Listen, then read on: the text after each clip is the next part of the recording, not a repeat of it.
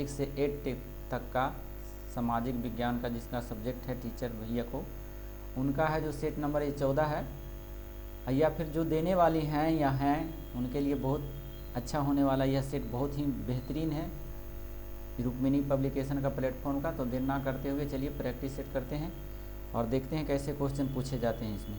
चलिए देखिए, पहला नंबर क्वेश्चन है how many days does the 40 night है। देखिए 49 नहीं कह रहा है, 40 नाइट है, यानी 14 रात में कितने दिन होगा, तो 14 दिन होगा। ऑप्शन नंबर कितना, बी हो जाएगा। नेक्स्ट क्वेश्चन चलते हैं। द वर्ड परयूज मीन्स, परयूज मीन्स क्या होता है, किसी चीज़ को ध्यान से पढ़ना। परयूज मीन्स टू रीड, रीड हो जाएगा। किसी चीज़ को, कोई शब्द को है ध्यान से पढ़ना, तो इसमें जोड़ना होता है, अधूरा सेंटेंस है, इसको पूरा करने में टू रीड लगेगा। चलिए नेक्स्ट क्वेश्चन है select the most appropriate antonym of given word. उल्टा शब्द दिया हुआ है, किसका उल्टा शब्द, बिटरमेंट। बिटरमेंट मतलब क्या होता है, बिटरमेंट मतलब होता है सुधार, तो सुधार का उल्टा क्या हो जाएगा, गिरावट, और गिरावट कहते हैं डिटेरियोरेशन। ऑप्शन नंबर बी हो जाएगा। चलिए नेक्स्ट क्वेश्चन चलते हैं। What is the colour of sky, ये बहुत बच्चा वाला क्वेश्चन है, आकाश का रंग कैसा होता है, तो ब्लू होता है। नेक्स्ट क्वेश्चन चलते हैं। Select the most appropriate antonym, यह भी उल्टा, देखिए दो शब्द दे दिया है उल्टा इसमें, to the given word. Volatile का उल्टा पूछ रहा है, तो पहला नंबर जाइए कि वोलेटाइल मीन्स होता है क्या, तो वोलेटाइल मीन्स होता है अनिश्चित, तो सेरेटेन मैंने इसका हो जाएगा निश्चित। ऑप्शन नंबर सी हो जाएगा। नेक्स्ट क्वेश्चन चलते हैं। आंसर 6 में दिया हुआ है, क्वेश्चन 6 में select the incorrectly spelled word. Incorrect यानी गलत, इसमें शब्द कौन है उसी को चुनना होता है। ऑप्शन नंबर देखिए, इसमें बी आंसर हो जाएगा। OCCURREN होता है, डबल आर के जगह पर ई दिखा, एक आर नहीं दिया है, तो यह इनकरेक्ट स्पेल्ड है ये। ऑप्शन नंबर बी हो जाएगा। 7 नंबर क्वेश्चन में चलते हैं। Select the most appropriate synonym of the given word. अब कह रहा है समानार्थी शब्द चुनिए इसमें। अस्टर्डी, अस्टर्डी मीन्स क्या होता है, अस्टर्डी मीन्स होता है मजबूत, तो इसी का शब्द जैसा चुनना है, तो टाउट में भी होता है मजबूत। ऑप्शन नंबर ए हो जाएगा। अगला क्वेश्चन है 8 नंबर क्वेश्चन में देख लीजिए, हम लोग चलते हैं 8 नंबर में। 8 नंबर क्या कह रहा है, select the option that can be use as the one word substitute. कहता है अनेक शब्द का एक शब्द, वन वर्ड सब्स्टिट्यूट का मतलब होता है अनेक शब्द का एक शब्द। या ग्रुप में दिया हुआ है वर्ड, देखिए, person whose never drinks alcohol, एक आदमी जो कभी दारू नहीं पिया या अल्कोहल नहीं पीता है, उसको क्या कहते हैं, तो उसको कहा जाता है teetotaller. Option number A. Next question है, अब हिंदी में चलते हैं हम लोग। क्रूर का उल्टा शब्द क्या होता है, यानी क्रूर का विलोम शब्द क्या होता है, तो ऑप्शन नंबर बी हो जाएगा कृपालु। अगला क्वेश्चन है उदार, उदार का उल्टा शब्द क्या होगा, तो कठोर होता है। उदार का उल्टा शब्द क्या हो जाएगा, कठोर। चलिए नेक्स्ट क्वेश्चन चलते हैं हम लोग। बर्तनी की दृष्टि से अशुद्ध शब्द को छाटिए, इसमें से कौन सा अशुद्ध लिखा हुआ है उसको छाटना है। ऑप्शन नंबर सी देखिए, प्रतिबिंब गलत लिखा हुआ है। अगला क्वेश्चन है बर्तनी की दृष्टि से शुद्ध शब्द को छाटिए, इसमें शुद्ध अवरी कौन है, शुद्ध पूछ दिया है। 12 का यह हो जाएगा शुद्ध होगा प्रासंगिक, यह शुद्ध है। अगला क्वेश्चन है दोपहर के बाद का समय के लिए एक शब्द क्या होगा, यानी दोपहर के बाद जो समय होता है उसको क्या कहा जाता है। 13 नंबर ए हो जाएगा, उसको अपराह्न कहते हैं, और दोपहर के पहले वाला को पूर्वाह्न कहा जाता है। चलिए सोना का पर्यायवाची शब्द क्या होता है, सोना का पर्यायवाची शब्द पूछ दिया है इसमें। ऑप्शन नंबर बी हो जाएगा लश्कर।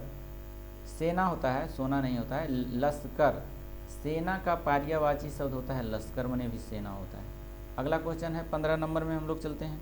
15 नंबर कहता है पत्नी का पर्यायवाची शब्द क्या होता है, तो पत्नी को कहते हैं अर्धांगिनी। 16 नंबर में है ना, 15 नंबर है, 15 नंबर डी हो जाएगा। अर्धांगिनी भी कहा जाता है और भार्या भी कहा जाता है। भार्या मनीष भी होता है पत्नी, और अर्धांगिनी मने भी होता है पत्नी, तो ऑप्शन नंबर 1 से अधिक हो जाएगा। Option number D. अभिज्ञ का समानार्थी शब्द पूछ रहा है, अभिज्ञ का समानार्थी शब्द है 16 नंबर ए जानकार। चलिए अगला क्वेश्चन है अंधों में काना राजा, मुहावरे का अर्थ क्या होता है। ऑप्शन नंबर ए हो जाएगा अज्ञानियों में अल्प ज्ञान वाले का सम्मान होना, इसी को कहा जाता है अंधों में काना राजा। मतलब कुल पढ़ा लिखा है और एक है जो अनपढ़ है, तो उसी को कहा जाता है अंधों में काना राजा। या फिर बहुत सारे अनपढ़ हैं और एक उसमें जो है पढ़ा लिखा है, तो भी इसका उदाहरण हो जाएगा। 18 नंबर चलते हैं। 18 नंबर में कह रहा है अखाड़े में आना मुहावरे का अर्थ क्या होगा। ऑप्शन नंबर सी हो जाएगा मुकाबले में खड़ा होना। अखाड़े में आना मतलब मुकाबला करने के लिए तैयार रहना। स्त्रीलिंग शब्द का चयन कीजिए, स्त्रीलिंग कौन है इसमें से, तो ऑप्शन नंबर बी देखिए शराब, शराब स्त्रीलिंग है। चलिए नेक्स्ट, बाकी सील शहद ये सब पुल्लिंग है। 21 नंबर में चलते हैं। 20 नंबर में आपसे सादर डैश है कि आप हमारे यहाँ मुख्य अतिथि बनकर पधारें, तो इसको देखकर ही भरा जा सकता है। ऑप्शन नंबर बी हो जाएगा आपसे सादर अनुरोध है, अनुग्रह नहीं होगा, आपसे सादर अनुरोध है, ये सटीक आंसर है। ऑप्शन नंबर बी हो जाएगा। 21 नंबर में चलते हैं। किसी व्यक्ति, वस्तु, स्थान, भाषा या गुण आदि के नाम को क्या कहते हैं, संज्ञा कहते हैं। ऑप्शन नंबर सी।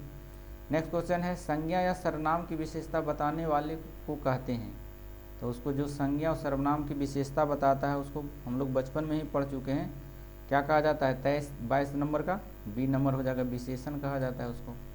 एक क्वेश्चन है दिया हुआ है, ये सब पैसेज दिया हुआ, आप लोग शॉर्ट स्क्रीन ले लें और घर पे बनाएं। इसके पहले पढ़ने का तरीका हमने बता दिया था किस तरह से बनाना है। 23 नंबर में हम देरी ना करते हुए चलते हैं। 23 नंबर में है साहस की ज़रूरत खासकर किसको है। ऑप्शन नंबर सी हो जाएगा विकासशील देश को साहस की ज़रूरत होती है। अगला क्वेश्चन है साहस के हाथी के पागल होने की खबर छपने पर मुख्य कारण क्या था। साहस नहीं है, सर्कस दिया हुआ है, सर्कस होना चाहिए इसमें, सर्कस है, यहाँ सर्कस है, दिखाई नहीं पड़ रहा है, धुंधला दिखाई पड़ रहा है। चलिए देख लीजिए, सर्कस के हाथी के पागलपन होने की खबर छपने की मुख्य कारण क्या था। तो ऑप्शन पढ़िएगा इसको, पैसेज को, तो उसका आंसर जरूर निकल के आएगा। ऑप्शन नंबर बी हो जाएगा सर्कस के मालिक से बदला लेने के लिए। ऑप्शन नंबर बी हो जाएगा। 25 नंबर को चलते हैं हम लोग, तो बने रहिए हमारे साथ वीडियो में। 25 नंबर में देखिए निम्नलिखित में से कौन सा विकासशील देशों में एकजुट होने से मिलने वाला लाभ नहीं है। 25 नंबर का बी हो जाएगा विकासशील देशों से संधि। Option number B.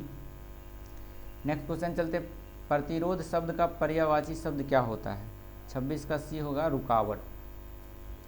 पर्यायवाची शब्द पूछ रहा है। चलिए अगला क्वेश्चन होता है 27 नंबर में है कि सर्कस के मालिक की शिकायत पर संपादक ने क्या किया। ऑप्शन नंबर सी अगले दिन नई खबर छपी कि संवाददाता जो है पागल हो गया है। अगला क्वेश्चन चलते हैं, इनमें से कौन सा शब्द क्षुद्र का विपरार्थक शब्द है, यानी उल्टा शब्द है। ऑप्शन नंबर बी महान। नेक्स्ट क्वेश्चन चलते हैं, यह काम उसने ही किया होगा, इस वाक्य में ही क्या है। तो ही जो है एक निपात है, ही क्या है, निपात। अगला क्वेश्चन 30 नंबर में, अठकोना में कौन सा समास होता है। अठकोना, तो इसमें 8 कोण का, जिसमें 8 कोण होता है उसको अठकोना कहा जाता है। तो ये हो जाएगा दिग्गु समाज। क्या हो जाएगा, दिग्गु समाज। जिसमें संख्या का बोध हो उसको दिग्गु समाज कहा जाता है। चलिए नेक्स्ट क्वेश्चन समान अध्ययन से संबंधित है। बरदा पहाड़ी किस राज्य में स्थित है। ऑप्शन नंबर ए हो जाएगा गुजरात में। बरदा की पहाड़ी कहाँ है, गुजरात राज्य में है। बरदा की पहाड़ी, कच्छ की पहाड़ी, मांडवी पहाड़ी, गिरनार पहाड़ी, ये सभी जितने भी पहाड़ी हैं ये गुजरात राज्य की पहाड़ी है। अगला क्वेश्चन चलते हैं 32 नंबर में, निम्न में से किस डेल्टा की उपस्थिति आंध्र प्रदेश में है। इन डेल्टा कौन सा है जो आंध्र प्रदेश में है। 32 नंबर का डी हो जाएगा। क्यों हो जाएगा, इसलिए कि महानदी यह डेल्टा उड़ीसा में है, कावेरी डेल्टा तमिलनाडु में है, कावेरी डेल्टा और गोदावरी डेल्टा, ये सभी डेल्टा जो है आंध्र प्रदेश में है, गोदावरी डेल्टा और कृष्णा डेल्टा, इसलिए ऑप्शन नंबर डी चला गया। नाफ्ता झाकरी परियोजना किस राज्य में है। तो option number Himachal Pradesh naphtha Jhakri परियोजना है। और इसी से मिलता जुलता एक पूछ देता है काकरापारा। काकरापारा कहाँ है? तो गुजरात में है। कन्फ्यूज मत होइएगा, ये नाफ्ता झाकरी कह रहा है तो हिमाचल प्रदेश में, और काकरापारा कहेगा तो गुजरात में। चलिए नेक्स्ट क्वेश्चन चलते हैं। अगला क्वेश्चन है दिया हुआ 34 में, चलते हैं हम लोग कि श्रावती नदी का मुहाना निम्न में से कहाँ है? 34 का बी, यह अरब सागर में है। श्रावती नदी का मुहाना कहाँ है? अरब सागर में। ऑप्शन नंबर बी हो जाएगा। नेक्स्ट क्वेश्चन चलते हैं 35 नंबर में, मैसूर शहर किस नदी के किनारे अवस्थित है? यानी किनारे बसा हुआ है। ऑप्शन नंबर ए, कावेरी नदी के किनारे है मैसूर शहर। 36 नंबर क्वेश्चन में हम लोग चलते हैं, भारत की लेटेराइट मिट्टी के बारे में निम्नलिखित में से कौन सा तथ्य सही है लेटेराइट मिट्टी के बारे में? तो ऑप्शन नंबर सी सही है, 1 और 4। यह साधारणतः लाल रंग की होती है, बिल्कुल सही। और 4, तो इसमें मुख्यतः चाय, कहवा, रबर, सिनाकोना, काजू एवं मसालों की खेती होती है। यही 4 और 1 सही है, तो ऑप्शन नंबर सी हो जाएगा। नेक्स्ट क्वेश्चन है काकरापारा। अभी बता रहे थे काकरापारा परियोजना या काकरापार परियोजना से संबंधित सही तथ्य निम्न से पहचान करें। तो 37 का डी हो जाएगा। काकरापारा अभी बताए थे गुजरात राज्य में है, और काकरापारा जो है एक सिंचाई परियोजना है, ताप्ती नदी पर है। तो देखिए यह ताप्ती नदी पर है, तो ये आंसर भी सही हो जाएगा और गुजरात भी सही होगा, इसलिए ऑप्शन क्या हो जाएगा? डी। 38 नंबर क्वेश्चन में, केंद्रीय आलू अनुसंधान संस्थान कहाँ है? आलू अनुसंधान संस्थान पूछ देगा तो शिमला में है। धान अनुसंधान संस्थान पूछेगा तो कटक में है। चलिए अगला क्वेश्चन चलते हैं हम लोग 39 नंबर में, अनुपम झील बिहार के किस जिला में है? तो अनुपम झील जो है ऑप्शन नंबर कैमूर जिला में है। ऑप्शन नंबर ए हो जाएगा। और कैमूर जिला के बारे में जान लीजिए, कांवर झील के बारे में पूछ देता है कहाँ है? तो कांवर झील जो है बेगूसराय जिला में है। कुशेश्वर झील कहाँ है? दरभंगा में है। और गोगाबिल झील, यह बहुत इंपॉर्टेंट है कि गोगाबिल झील बिहार में कहाँ है? तो कटिहार में है। तो ऑप्शन नंबर ये सब देख लीजिएगा, और ऐसा क्वेश्चन पूछते रहता है एग्जाम में। 40 नंबर चलते हैं हम लोग, मुजफ्फरपुर बम कांड 1908 ईस्वी का संबंध निम्नलिखित में से किससे है? ऑप्शन नंबर डी से, क्योंकि फरफुल चाकी और खुद्दीराम बोस ये दोनों संबंधित थे इसे, तो ऑप्शन नंबर डी चला गया। 41 नंबर में, दक्षिण अफ्रीका में रहने के दौरान महात्मा गांधी ने निम्न में से किस समाचार पत्र का प्रकाशन किया था? तो इंडियन ओपिनियन समाचार पत्र का प्रकाशन किया था। कब किया था ये भी पूछ दिया जाता है, तो 1903 ईस्वी में किया गया था। अगला क्वेश्चन है 42 नंबर में हम लोग चलते हैं, ब्रिटिश काल में वाराणसी में प्रथम संस्कृति महाविद्यालय की स्थापना किसने किया था? तो ऑप्शन नंबर ए हो जाएगा, जोनाथन डंकन। ब्रिटिश काल के दौरान है जो वाराणसी में संस्कृत महाविद्यालय की स्थापना किया। चलिए 43 नंबर में, निम्नलिखित में से एनी बेसेंट द्वारा निकाले जाने वाले अखबार कौन सा है? एनी बेसेंट ने कौन सी समाचार पत्र निकालती थी? तो ऑप्शन नंबर ए हो जाएगा, कॉमनवेल्थ निकालती थी और न्यू इंडिया। ये कॉमनवेल्थ, न्यू इंडिया, ये दोनों समाचार पत्र एनी बेसेंट के थे। चलिए नेक्स्ट क्वेश्चन चलते हैं, फारसी साप्ताहिक मिरातुल अखबार का प्रकाशन किसके द्वारा किया गया था? फारसी अखबार, और उस अखबार का नाम था मिरातुल अखबार। इसका जो किया था ऑप्शन नंबर ई हो जाएगा, इनमें से कोई नहीं हो जाएगा। क्यों कि इनका जो अखबार का प्रकाशन जो किया था वह राजा राम मोहन राय के द्वारा किया गया था, और राजा राम मोहन राय इसमें दिया हुआ नहीं, इसीलिए ऑप्शन क्या हो गया? ई। आंसर क्वेश्चन है 45 नंबर में। चलिए, सविनय अवज्ञा आंदोलन के दौरान बिहार के किस स्थान पर जमींदारों ने किसानों की एक सभा पर हमला करवाया था? तो ऑप्शन नंबर बी हो जाएगा, जहानाबाद में। सविनय अवज्ञा आंदोलन बिहार का क्वेश्चन है, बिहार से संबंधित है, बिहार स्पेशल से संबंधित क्वेश्चन है। अगला है 46 नंबर क्वेश्चन में हम लोग चलते हैं कि अगस्त 1942 ईस्वी पटना सचिवालय गोलीकांड किस तिथि को हुआ था? ये बहुत इंपॉर्टेंट है। ऑप्शन नंबर बी याद रखिएगा, 11 अगस्त को हुआ था।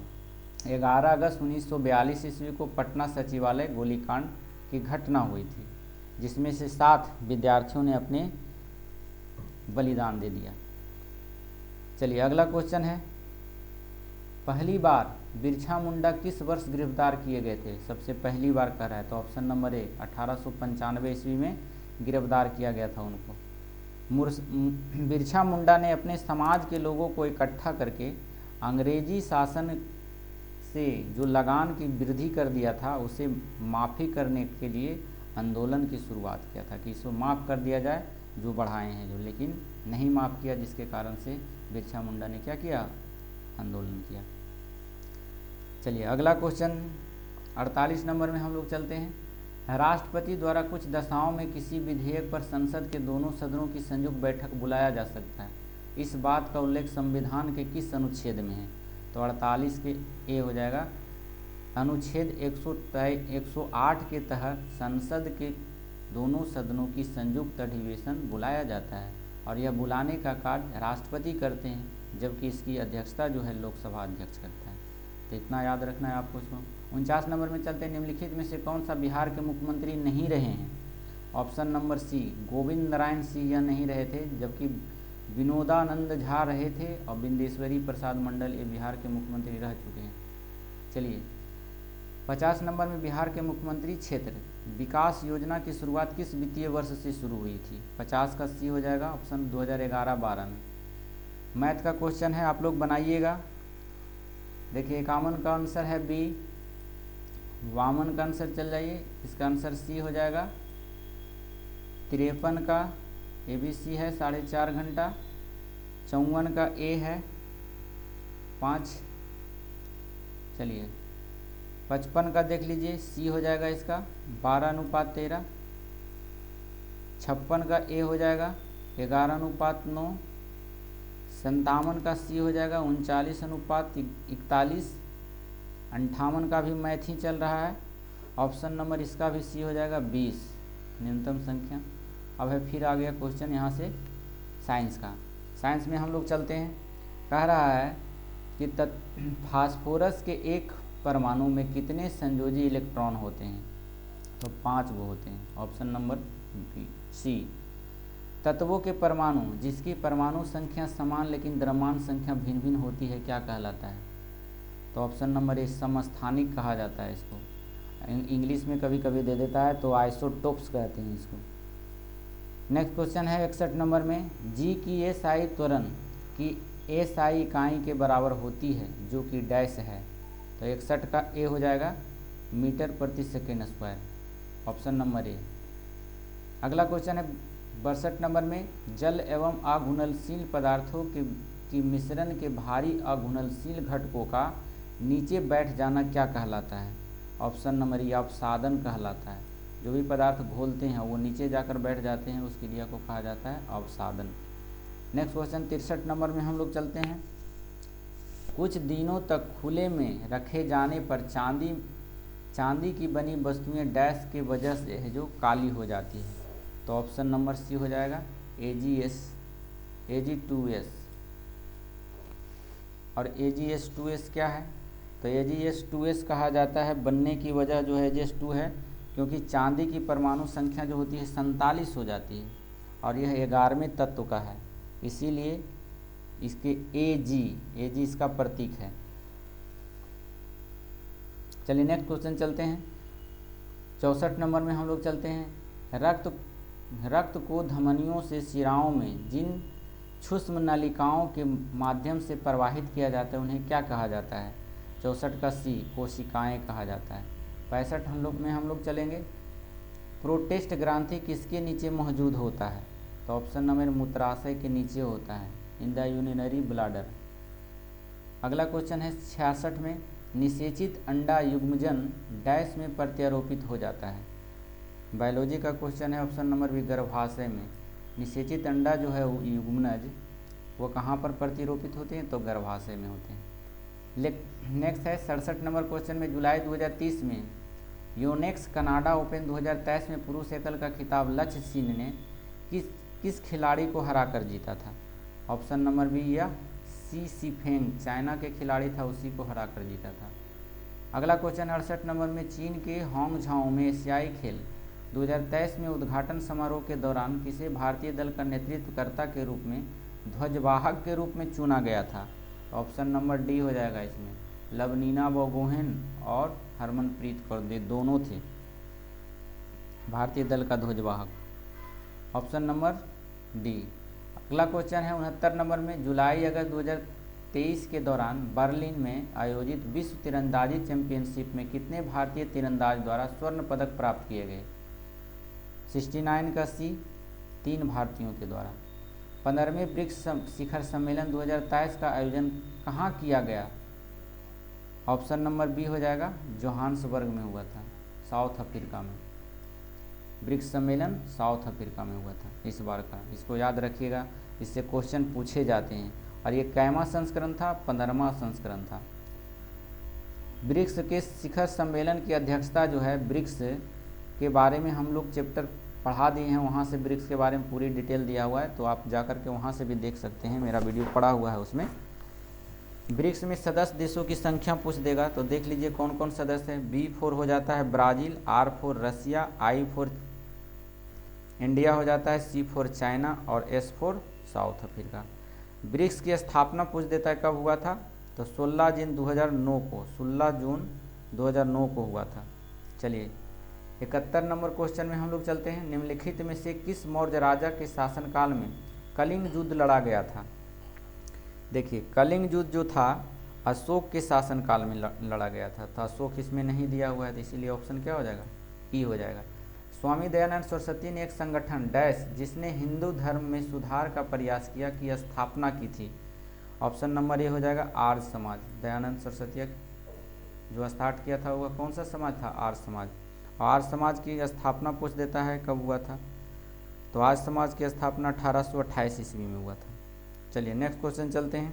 अच्छा, दयानंद सरस्वती का बचपन नाम का नाम पूछ देता है कि दयानंद सरस्वती का बचपन का नाम क्या था, तो मूल शंकर नाम था। जन्म कहाँ हुआ था? गुजरात के भैरवी में। कब हुआ था? तो 1824 ईस्वी में। ये सभी याद रखना होगा आपको। और ये जो है आर्य समाज की स्थापना कब किया गया था, तो आर्य समाज की स्थापना बम्बई में किया गया था 1875 ईस्वी में। चलिए नेक्स्ट क्वेश्चन चलते हैं हम लोग। 73 नंबर क्वेश्चन में, निम्नलिखित में से कौन सा ब्रिटिश भारत में भारतीय सिविल सेवा में भर्ती होने वाले पहले भारतीय थे?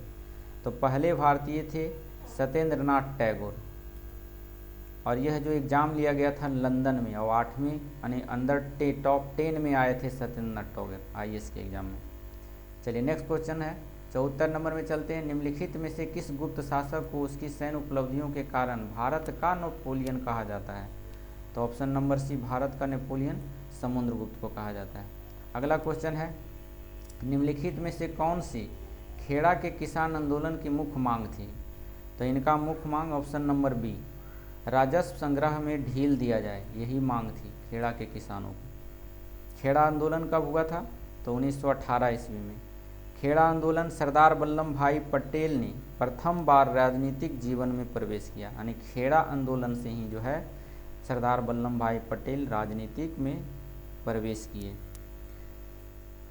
नेक्स्ट क्वेश्चन चलते हैं हम लोग 76 में, रेशम बनने की तकनीक को आविष्कार सबसे पहले लगभग डैश वर्ष पहले चीन में हुआ था। यानी चीन में तो हुआ था रेशम बनने की कला, लेकिन कब पूछ दिया है, ईस्वी पूछ दिया है, तो ऑप्शन नंबर ए हो जाएगा 7000 ईस्वी पूर्व। अगला क्वेश्चन है, गांधी इरविन समझौता पर किस वर्ष हस्ताक्षर किए हुए हैं? गांधी इरविन समझौता पर हस्ताक्षर कब किया गया था?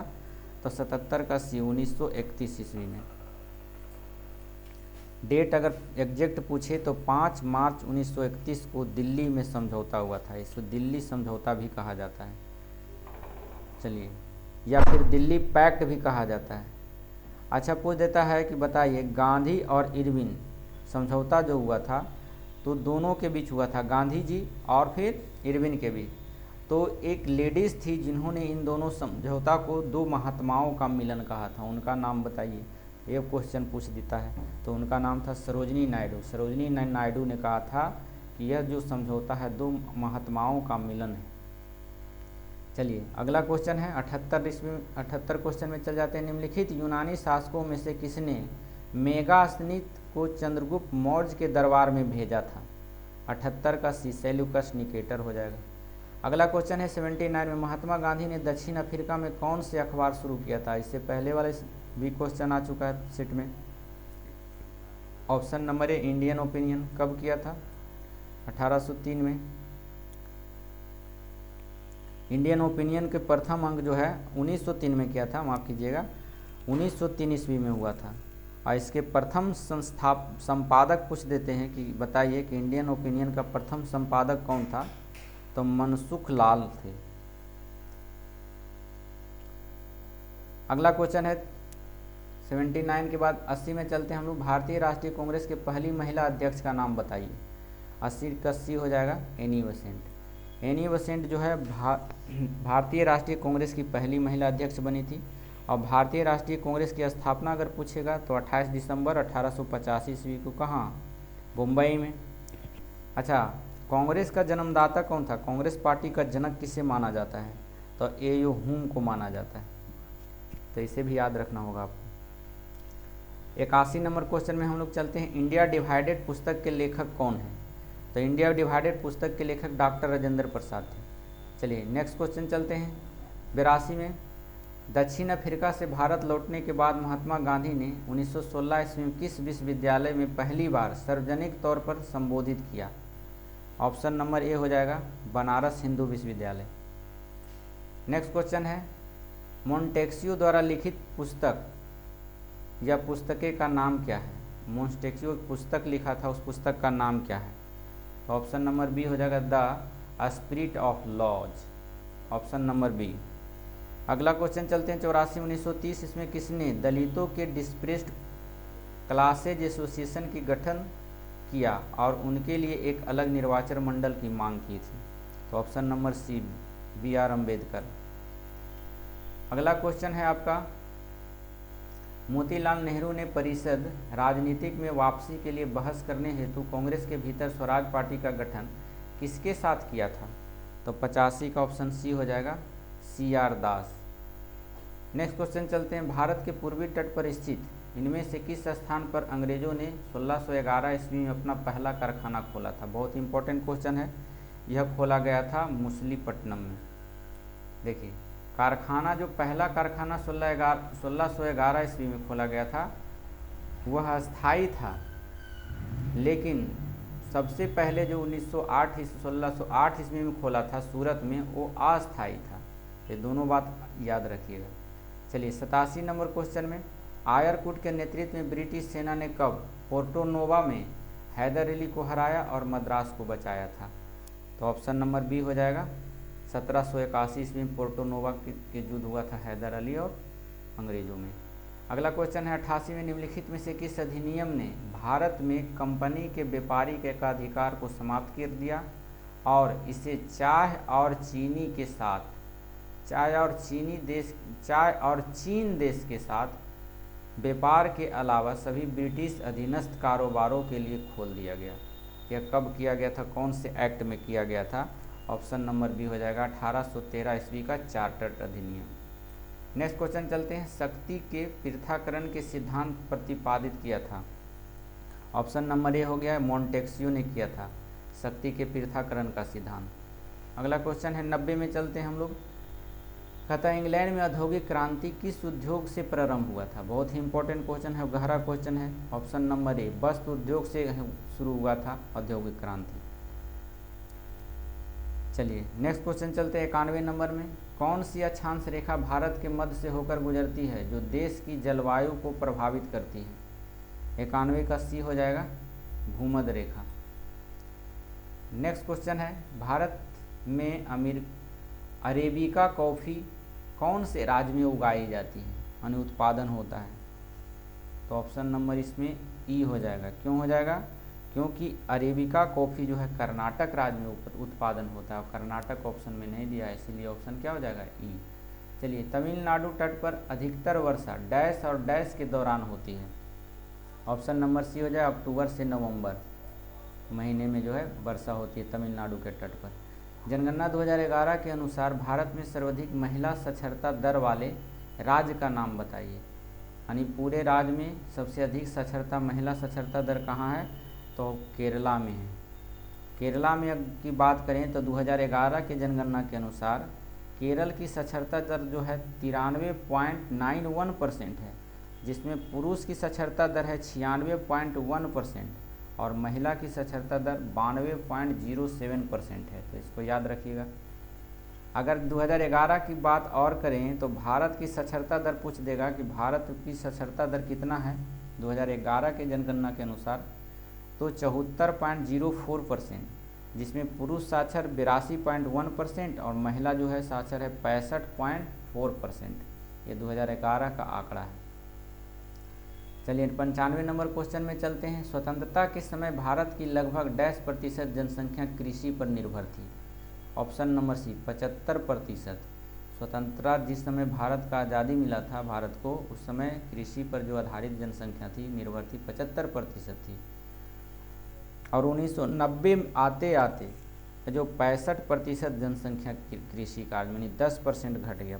1990 के दशक में कृषि कार्य करने वाले लोगों की प्रतिशत पूछ देगा तो 65% था।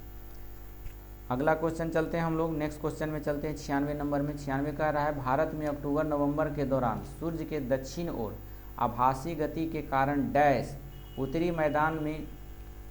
मैदान के ऊपर शिथिल हो जाता है। क्यों हो जाता है शिथिल? तो 96 के मानसून गर्त के कारण। 97 नंबर क्वेश्चन में हम लोग चलते हैं। 97 नंबर में कह रहा है डैश एक संकरी पट्टी में स्थित सौरमंडल में अत्यधिक ऊंचाई 12,000 मीटर से अधिक है।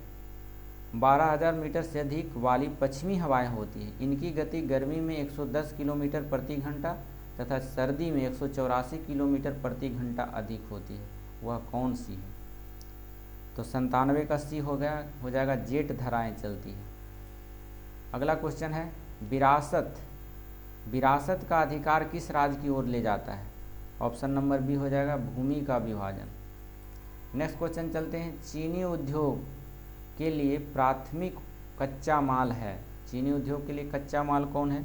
ऑप्शन नंबर सी हो गया गन्ना। गन्ना से चीनी उत्पादन होता है। अच्छा, गन्ना उत्पादन में प्रथम राज्य पूछ देगा तो कौन है? उत्तर प्रदेश। दूसरे नंबर पर महाराष्ट्र। लेकिन अगर चीनी में उत्पादन में पूछ दे तो महाराष्ट्र हो जाएगा। तो इसको याद रखना होगा आपको। 100 नंबर क्वेश्चन में चलते हैं। निम्नलिखित में से कौन सा जलडमरूमल अटलांटिक महासागर को प्रशांत महासागर से जोड़ता है? ऑप्शन नंबर बी मैगेलन जलडमरूमल। ये जो है अटलांटिक महासागर और प्रशांत महासागर को जोड़ देता है। अगला क्वेश्चन, निम्नलिखित में से कौन सा भारतीय वन्यजीव अभ्यारण्य एशियाई शेरों का आवास है? तो ऑप्शन नंबर ए गिर राष्ट्रीय उद्यान कहाँ है? गुजरात में। कन्हा कहाँ है? मध्य प्रदेश में। सरिस्का कहाँ है? राजस्थान में। चलिए नेक्स्ट क्वेश्चन चलते हैं। 102 नंबर में निम्नलिखित में से कौन सा बंदरगाह भारत के पूर्वी तट पर स्थित नहीं है? तो पूर्वी तट पर नहीं स्थित है यह कांडला बंदरगाह, पूर्वी तट पर नहीं है।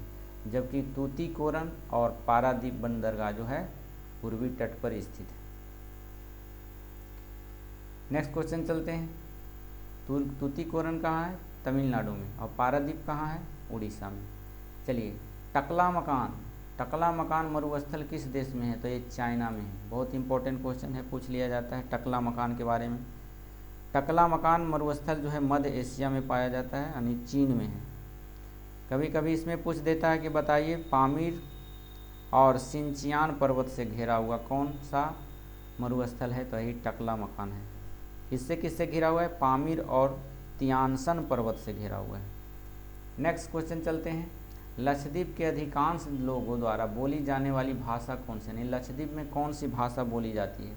तो लक्षद्वीप में मलयालम बोली जाती है। और मलयालम और कहाँ बोला जाता है? केरल में।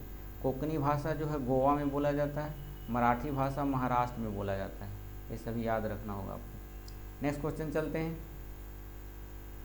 अगला क्वेश्चन है 105 नंबर। भारत में निम्न में से किस स्थल को काला पानी के नाम से जाना जाता है? तो ऑप्शन नंबर ए हो जाएगा अंडमान द्वीप को काला पानी कहा जाता है। दीफू दर्रा कहाँ स्थित है? तो दीफू दर्रा जो है अरुणाचल प्रदेश में है। अरुणाचल प्रदेश में दर्रा से बहुत सारे क्वेश्चन पूछे जाते हैं। जैसे पूछ दिया बोमडिला दर्रा कहाँ है? तो ये भी अरुणाचल प्रदेश में है। यांगपा दर्रा कहाँ है? अरुणाचल प्रदेश में है। उसी प्रकार से पूछ देगा कि जलायपला दर्रा कहाँ है? तो सिक्किम में है। बाड़ा लाटचा दर्रा कहाँ है? तो हिमाचल प्रदेश में है। पीर पंजाल दर्रा कहाँ है? तो जम्मू कश्मीर है। जो जिला के बारे में पूछ देगा तो भी ये जम्मू कश्मीर में है। तो इतना सारे एक रोहतांग दर्रा पूछा जाता है कि रोहतांग दर्रा कहाँ है, हिमाचल प्रदेश में। माना दर्रा कहाँ है, ये भी हिमाचल प्रदेश में। तो इतना दर्रा आपको याद रखना होगा, बार बार से पूछ ही जाता है क्वेश्चन। 7 नंबर क्वेश्चन में चलते हैं। मानसून पूर्व वर्षा जो केरल और कर्नाटक के तटीय भागों में एक सम्मान घटना है को अस्थायी तौर पर डैश के नाम से जाना जाता है। ऑप्शन नंबर सी, आम्र वर्षा कहा जाता है। चलिए, मानसून से पहले जो केरल और कर्नाटक में वर्षा आता है उसको आम्र वर्षा कहा जाता है। और यह फलों के लिए, आम के फलों के लिए लाभदायक होता है, क्योंकि यह पानी पड़ने पर आम के फल गिरते नहीं।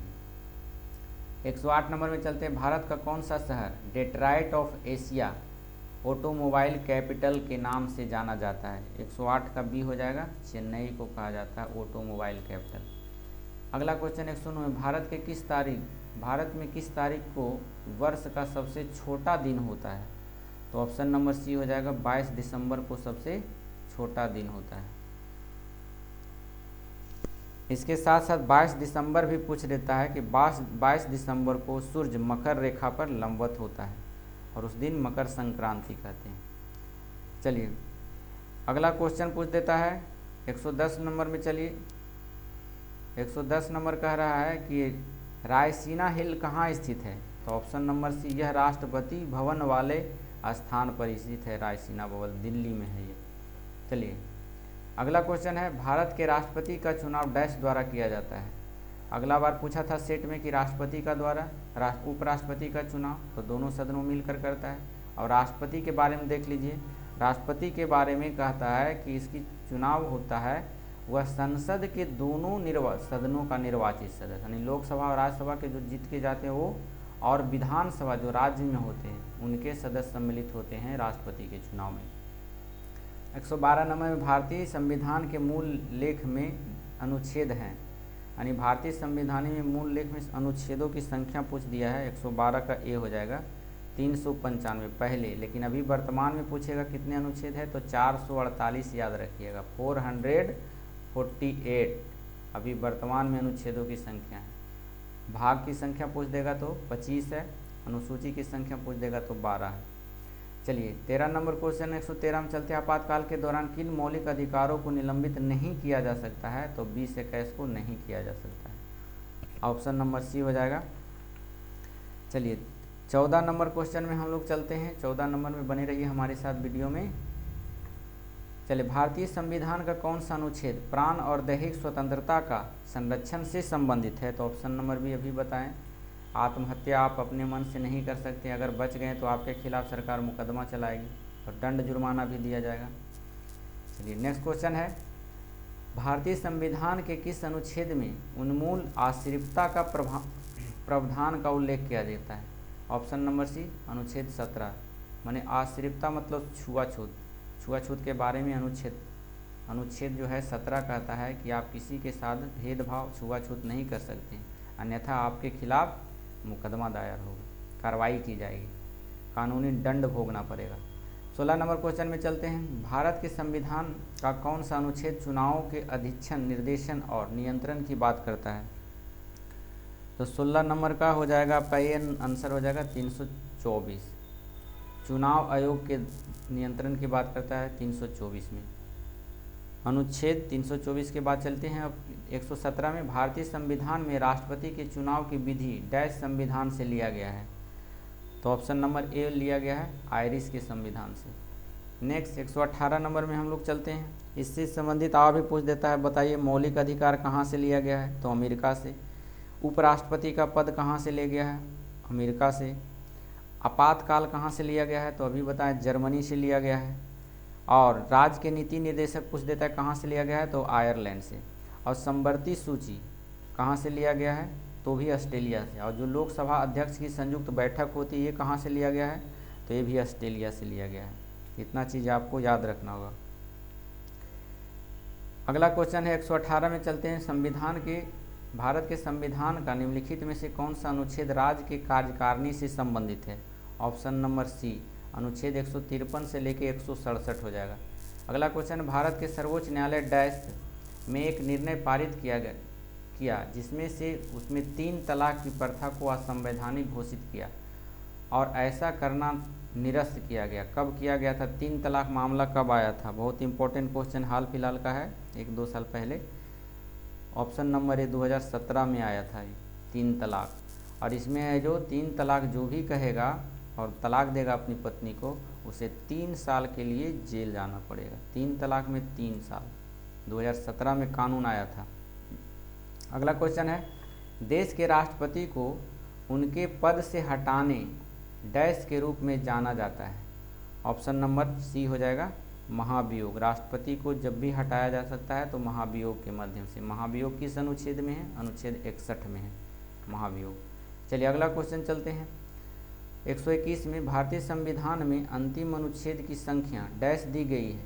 मई 2022 तक प्राप्त जानकारी के अनुसार कितनी है?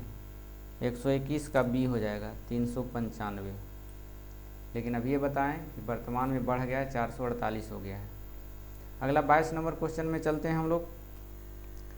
कह रहा है कि स्वतंत्रता के बाद भारत के संविधान सभा के अध्यक्ष कौन थे? तो स्वतंत्रता के बाद डॉक्टर राजेंद्र प्रसाद। ऐसे पहली बार कहेगा सदस्य कौन बने थे? तो सच्चिदानंद सिन्हा बने थे, लेकिन वह अस्थायी नहीं थे। अगला क्वेश्चन है 123 नंबर में हम लोग चलते हैं। प्रथम लोकसभा अध्यक्ष का नाम बताइए। प्रथम लोकसभा का अध्यक्ष ऑप्शन नंबर सी जीवी मलवांकर। इनका पूरा नाम है गणेश वासुदेव मलवांकर। इसमें भारत के प्रथम उपराष्ट्रपति पूछ दिया तो क्या बताएंगे? सर्वपल्ली राधाकृष्णन। लोकसभा के प्रथम उपाध्यक्ष पूछा तो अनंत श्याम अयंगर। और राज्यसभा के प्रथम उपाध्यक्ष एस.बी. कृष्णामूर्ति राव थे। और वर्तमान में अभी जो चल रहा है उससे भी याद रखिए ओम बिड़ला साहब हैं अभी। चलिए नेक्स्ट क्वेश्चन चलते हैं। 124 नंबर में हम, भारतीय संविधान के मौलिक अधिकार किस संविधान में अंगीकृत किए गए हैं? मौलिक अधिकार ऑप्शन नंबर सी संयुक्त राज्य अमेरिका से लिया गया मौलिक अधिकार, अभी बताए हैं। चलिए अगला क्वेश्चन है 25 में। 125 संविधान के इनमें से किस अनुच्छेद में केंद्रीय बजट वार्षिक वित्तीय विवरण के रूप में संदर्भित किया गया है? ऑप्शन नंबर बी हो जाएगा अनुच्छेद 112। अगला क्वेश्चन है, भारतीय संविधान में केंद्र एवं राज्य दोनों में संसदीय लोकतंत्र के रूप में शासन की डैश संरचना का प्रावधान किया गया है? तो 126 का सी हो जाएगा संघीय यानी फेडरल। अगला क्वेश्चन है, भारत में महाभियोग की प्रक्रिया डैश द्वारा पद से नहीं हटाया जा सकता है? यह किस के द्वारे में कहा जाता है? यानी इसमें कह रहा है महाभियोग की प्रक्रिया से नहीं हटाया जा सकता। इनमें से 4 ऑप्शन दिया है, कौन नहीं महाभियोग से हटता है? यह क्वेश्चन है।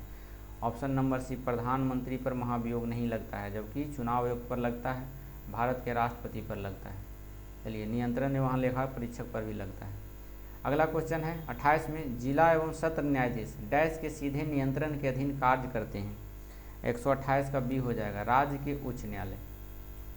नेक्स्ट क्वेश्चन है, भारतीय संविधान के किस अनुच्छेद में पंचायतों और स्थानीय निकाय शासन से संबंधित शामिल है, प्रावधान शामिल है? 129 का सी हो जाएगा अनुच्छेद 243। यह पंचायत और स्थानीय निकाय 243 में है, लेकिन सिर्फ ग्राम पंचायत अगर बोले तो फिर अनुच्छेद 40 हो जाएगा। अगला क्वेश्चन है 30 नंबर में और 130 में चलते हैं। भारतीय संविधान का मसौदा तैयार करने में कुल कितना समय लगा था? तो 2 वर्ष 11 महीना 18 दिन लगा था। संविधान को बनाने में 2 वर्ष 11 महीना 18 दिन लगा था। चलिए 31 में चलते हैं। निम्न में से क्या 7वीं पंचवर्षीय योजना के मुख्य उद्देश्यों में से एक था? 31 का बी हो जाएगा खदानों के उत्पादन में वृद्धि। Option number B. भारत में पहली संपूर्ण जनगणना कब की गई थी? ऑप्शन नंबर ई हो जाएगा इनमें से, क्योंकि संपूर्ण जनगणना की बात करें तो पहली बार संपूर्ण जनगणना 1881 ईस्वी में किया गया था। तो 1881 ईस्वी ऑप्शन में नहीं है, इसलिए ई हो गया। अगर भारत में जनगणना की शुरुआत पूछा जाए तो 1872 ईस्वी में लॉर्ड मेयो के कार्यकाल में हुआ था। और नियमित जनगणना अगर पूछ दे तो भारत में नियमित जनगणना कब से शुरू हुआ? तो 1881 ईस्वी में लॉर्ड रिपन के कार्यकाल में हुआ था। अगला क्वेश्चन चलते हैं 133 में। हम लोग बने रहिए हमारे साथ। ऐसी राजस्व प्राप्तियाँ जिनका सरकार पर दावा नहीं होता है क्या कहलाती है? ऑप्शन नंबर ए हो जाता है गैर प्रतिदेय कहलाती है। नेक्स्ट क्वेश्चन है 5वीं पंचवर्षीय योजना और 6ठी पंचवर्षीय योजना के बीच बीच की योजना कहलाती है। 5वीं और 6ठी के बीच में जो योजना आया था उस योजना को क्या कहा जाता है? रोलिंग प्लान आया था। किसके समय में? मोरारजी देसाई के समय में। 1977 से लगभग 1979 ईस्वी तक रहा था, 2 साल तक। चलिए अगला क्वेश्चन है 135 नंबर में, अर्थव्यवस्था के प्रत्येक क्षेत्रक द्वारा जीडीपी में किए गए योगदान से ही डैश तैयार होता है। ऑप्शन नंबर बी हो जाएगा अर्थव्यवस्था का ढांचा। नेक्स्ट क्वेश्चन चलते हैं। आरबीआई के अनुसार 1980 के दशक में भारत के जीडीपी में सेवा क्षेत्र की हिस्सेदारी कितने प्रतिशत है? ये बहुत इंपॉर्टेंट है। 38.6% जो है तृतीय क्षेत्र की योगदान है जीडीपी में। अगर इसमें बात करें हम वर्तमान में भारत में जीडीपी सेवा क्षेत्र की हिस्सेदारी वर्तमान में कितना है? तो लगभग 54% है। और यह आरबीआई 1980 के दशक में पूछ रहा है कितना था, तो यह 38.6%, लेकिन अभी वर्तमान में 54% है जो सेवा क्षेत्र का योगदान जीडीपी में है। अगला क्वेश्चन 37 में चलते हैं। राष्ट्रीय आय की गणना करते समय एक कारक के रूप में डैश लिया जाता है। ऑप्शन नंबर 1 निर्यात। अगला क्वेश्चन है, स्वतंत्रता के बाद भारत में डैश में अपनी पहली पंचवर्षीय योजना शुरू की थी। तो ऑप्शन नंबर सी हो जाएगा 1951 इसमें पहली पंचवर्षीय योजना शुरू हुई थी और चला था कब? 56 तक, 5 साल। किस मॉडल पर आधारित था? तो हेराल्ड डोमर मॉडल पर आधारित था। चलिए 39 नंबर में हम चलते हैं। 139 में, एक बजट दस्तावेज जो किसी विशेष वित्तीय वर्ष के लिए सरकार की राजस्व प्राप्तियों और राजस्व व्यय से संबंधित होता है कहलाता है। ऑप्शन नंबर राजस्व घाटा कहलाता है। अगला क्वेश्चन है, अंतर्राष्ट्रीय चावल अनुसंधान संस्थान का मुख्यालय किस शहर में स्थित है? ऑप्शन नंबर बी, यह लॉस बनोस में है। Loss Baños. केंद्र से संबंधित पूछ देता है कहाँ? भारत में देख लीजिए। अंतर्राष्ट्रीय की बात करें तो भारत में है केंद्रीय तंबाकू अनुसंधान केंद्र, राजमुंदरी आंध्र प्रदेश में है। केंद्रीय रेशम अनुसंधान केंद्र मैसूर में है। राष्ट्रीय गन्ना अनुसंधान संस्थान लखनऊ में है। डेयरी अनुसंधान संस्थान करनाल में है। और अंतर्राष्ट्रीय चावल अनुसंधान संस्थान उड़ीसा के कटक में है। तो इतना सारी आपको याद रखना होगा। चलिए 41 नंबर में हम लोग चलते हैं। निम्नलिखित में से कौन सा राष्ट्रीय सामाजिक सहायता कार्यक्रम का भाग नहीं है? ऑप्शन नंबर बी हो जाएगा आयुष। अगला क्वेश्चन चलते हैं हम लोग 42 नंबर में। 42 नंबर कह रहा है कि ग्राम विकास मंत्रालय के तत्वाधान में निम्न में से किस प्रमुख कार्यक्रम का लक्ष्य ग्रामीण निर्धनता महिलाओं को उनके अपने ही संस्थान जैसे स्वयं सहायता समूहों एवं उनके परिसंघों, उत्पादों, संयोजकों आदि में संगठित करना और उनके लिए आर्थिक समावेशन और रोजगार सुनिश्चित करना। देख लेते हैं ऑप्शन हम लोग। तो इसका ऑप्शन हो जाएगा ए नंबर, दीन दयाल अंत्योदय योजना, नेशनल रूरल लाइवलीहुड मिशन, यही था उससे संबंधित। तो अगला क्वेश्चन है, इनमें से किसे 1 जुलाई 2017 को भारतीय संविधान के 101वें संशोधन अधिनियम के रूप में पेश किया गया था? 143 के बी हो जाएगा वस्तु एवं सेवा कर। ये जो है लाया गया था 101वां संविधान संशोधन 2017 में। चलिए 144 में चलते हैं। निम्नलिखित में से कौन सा सतत विकास 2023 के लिए यूएन का एजेंडा नहीं है? तो यूएन का एजेंडा नहीं, ऑप्शन नंबर सी, विश्व की कुल जनसंख्या का 1/3 तक कमी करना। अगला क्वेश्चन 45 में, निम्नलिखित में से कौन सी भारत की सबसे बड़ी तेल कंपनी है? ऑप्शन नंबर सी हो जाएगा इंडियन ऑयल कॉरपोरेशन लिमिटेड। यह भारत की सबसे बड़ी तेल कंपनी है। निम्नलिखित में से कौन सा एशिया का पहला स्टॉक एक्सचेंज है? 46 में चलते हैं हम लोग, बी हो जाएगा आंसर इसका बॉम्बे स्टॉक एक्सचेंज। अगला क्वेश्चन है, हरित क्रांति निम्नलिखित में से किससे संबंधित है? तो ऑप्शन नंबर सी हो जाएगा खाद्य और अनाज उत्पादन से है। अब कह देता है कि हरित क्रांति कब आया था? तो 1966 के दशक में आया था। इसमें सबसे अधिक पैदावार हुई थी गेहूं की, सबसे कम पैदावार हुई थी तो मोटे अनाज की। तो ये सब याद रखिएगा आपने। 48 में चलते हैं। निम्नलिखित में से कौन सा भारत के सभी एटीएम को जोड़ने का काम करता है? एटीएम को जोड़ने का काम करता है, ऑप्शन नंबर बी हो जाएगा राष्ट्रीय बैंकिंग एवं प्रबंधन संस्थान। अगला क्वेश्चन है, IMF और विश्व बैंक का गठन 1944 ईस्वी में हुआ था, उनके मुख्यालय किस शहर में है? यानी IMF का मुख्यालय किस समय में है? तो IMF का मुख्यालय जो है वाशिंगटन DC में है, अमेरिका में। चलिए नेक्स्ट और लास्ट क्वेश्चन है, नीति आयोग का गठन कब हुआ था? तो नीति आयोग का जो गठन हुआ था वो 1 जनवरी 2015 को हुआ था, क्योंकि इससे पहले नीति आयोग जो था योजना आयोग पर काम कर रहा था, उस समय नीति आयोग नहीं था। तो योजना आयोग के बाद है जो उसको ख़त्म करके मोदी सरकार ने 1 जनवरी 2015 को नीति आयोग ला दिया। तो यहाँ से आपके क्वेश्चन बनते हैं। इसमें है जो नीति आयोग के अध्यक्ष पूछ देते हैं कौन होता है, तो नीति आयोग का अध्यक्ष प्रधानमंत्री होता है। अभी वर्तमान में नीति आयोग का उपाध्यक्ष कौन है? तो सुमन बेरी। नीति आयोग के CEO भी पूछ देता है कौन है अभी वर्तमान में, तो BR सुब्रमण्यम है। चलिए इतना क्वेश्चन आपको याद करना होगा। तो मिलते हैं फिर नेक्स्ट वीडियो में, जब तक के लिए आपसे विदा चाहते हैं। लेकिन उससे पहले आप हमारे वीडियो पर अगर नए हैं, हमारे चैनल पर नए हैं, तो कृपया करके अपने दोस्तों के पास शेयर कर दीजिए ताकि उन्हें भी सेट प्रैक्टिस का मौका मिले, और बेल आइकन को दबाना ना भूलिएगा। Thank you for watching.